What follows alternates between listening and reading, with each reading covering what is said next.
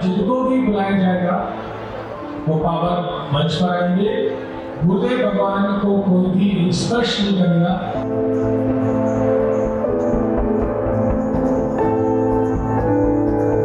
मैं पत्रकार हूं, मैं जिसको लेके आऊंगा, क्या आप उसकी अर्जी बता पाएंगे?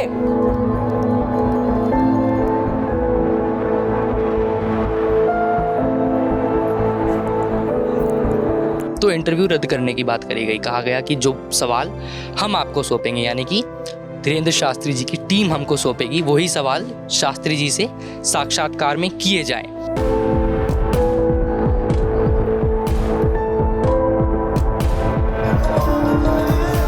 एक व्यक्ति परीक्षा लेने आएगा, बीच में टोकेगा, बदतमीजी करेगा, नालायक है, उसको बुलाने की आवश्यकता नहीं, ठिकाने लगा भी देना है आशीर्वाद। इस पर्चे में एक भी जानकारी ऐसी एक्सक्लूसिव नहीं है जो धीरेंद्र कृष्ण शास्त्री की टीम को मैंने या मेरी टीम ने एक दिन पहले नहीं बताई थी। क्या लोगों का ये मानना ठीक है कि सिर्फ आप ही के यहाँ आके वो ठीक होंगे, या फिर डॉक्टरों के पास जाते रहना भी उतना ही जरूरी है?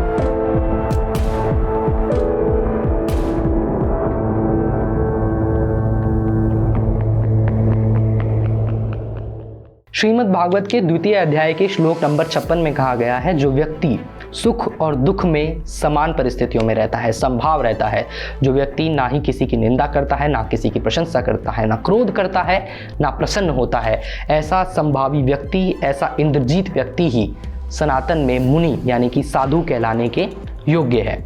26 वर्षीय जगत गुरु धीरेंद्र कृष्ण शास्त्री 22 वर्ष के एक पत्रकार के 2 सवालों से बौखला गया और विवश हो गया 80,000 के भक्तों के सामने बालाजी के आदेश से चलने वाले दरबार को रोककर अपने आप को सिद्ध करने के लिए। हम लोग मंच पर पहुंचे, मैंने इनका इंटरव्यू करने का प्रयास किया तो मुझसे कहा गया कि जो सवाल आपको दिए जाएंगे आप वो पूछिएगा, हमारी ओर से जो सवाल दिए जाएं। मैंने साफ इनकार कर दिया। अगले दिन जब दरबार चला तो मैंने बीच में दरबार को टोककर धीरेंद्र कृष्ण शास्त्री को ये चुनौती दी कि जिस व्यक्ति को मैं सभागार में से उठाकर लाऊंगा आप उसका पर्चा बनाइएगा।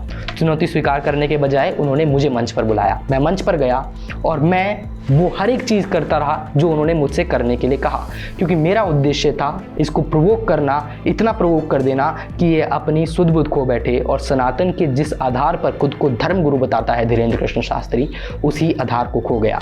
प्रेशर में था, 80,000 लोग मुझे देख रहे थे। इसके अलावा जो व्यवहार धीरेंद्र कृष्ण शास्त्री के चपाटों ने, चेलों ने मेरे साथ किया वो आप सबने देखा। मुझसे कहने लगा कान पकड़कर माफ़ी मांगिए बालाजी से। मैंने बालाजी से माफ़ी मांगी। मुझसे कहा गया कि साष्टांग दंडवत प्रणाम करिए मेरे को। ये पर्चा धीरेंद्र कृष्ण शास्त्री ने मुझे बना करके दिया। इस पर्चे में एक भी जानकारी ऐसी एक्सक्लूसिव नहीं है जो धीरेंद्र कृष्ण शास्त्री की टीम को मैंने या मेरी टीम ने एक दिन पहले नहीं बताई थी।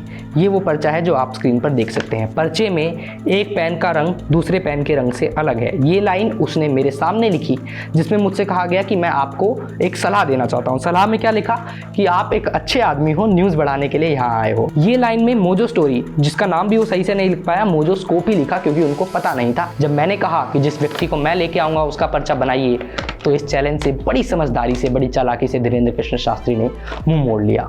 जब मैंने मंच पर धीरेंद्र कृष्ण शास्त्री से कहा कि जिन लोगों को बुलाकर आप उनका उपचार यहाँ करते हैं, क्यों उन लोगों को आप ये नहीं बताते कि उनको दवा की भी ज़रूरत है, तो धीरेंद्र कृष्ण शास्त्री 80,000 के भक्त की संख्या के सामने मजबूर हो गया ये कहने को कि दुआ के साथ दवा की भी ज़रूरत है। यहाँ परेशान व्यक्ति आ सकते, चिंता ना करें, दुआ और दवा और कृपा सबकी आवश्यकता है, दवा की भी आवश्यकता है। मेरी लड़ाई है शुभ की माता के लिए, जो माँ अपने 7 साल 8 साल के बेटे को लेकर दर भटक रही है इस आस में कि बालाजी कृपा करेंगे और दरबार में मेरी अर्जी लग जाएगी और मेरा बच्चा ठीक हो जाएगा। ये लड़ाई में आपको मेरा साथ देना होगा। ये मुहिम है मोजो स्टोरी की, जो आपको ये बात बताना चाहती है कि देश की संस्कृति, देश का सनातन धर्म कभी अंधविश्वास पर ना चला है, ना चलेगा, ना हम चलने देंगे।